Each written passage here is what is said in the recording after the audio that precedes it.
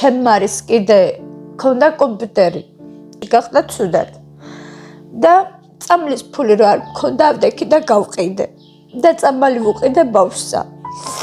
აიკანუში და ბავშვები შეიძლება ითქვას სოციალური დახმარებით არსებობენ. დედას ფარისებრი ჯირკვლის პრობლემები აქვს. ანალიზების გაკეთებისა და მკურნალობის საშუალება არ აქვს. ქალი ყველის საწარმოში მუშაობს. მისი ხელფასი სურსათისთვის ძლივს ყოფნით. ოჯახი 400 ლარს ბინის ქირაში იხდის, რომელშიც ფანჯრები გატეხილია და წვიმის დროს ჭერიდან წყალი ნაკადულივით ჩამოდის, მაგრამ სხვა წასასვლელი არ სადაქვთ. დახმარების დაგვიანება არ შეიძლება. პირველ რიგში წამლები არის საჭირო. საბრალო დედა ცხოვრება რომ შევუმსუბუქოთ, საჭიროა სარეცხი მანქანა შევუძინოთ, წყლის გამათბობელი, ასევე საწოლები და ტანსაცმლის კარადა. ბავშვებისთვის ტანსაცმელი, ფეხსაცმელი და ყველაფერი სკოლისთვის. მეგობრებო, ამ წესიერ, კარგ, კეთილ ოჯახს ჩვენ გარდა სხვა დამხმარე არავინ ხავს. ფონდში ჩვენ გვჯერა, რომ თქვენ ისინი გჭირდებათ.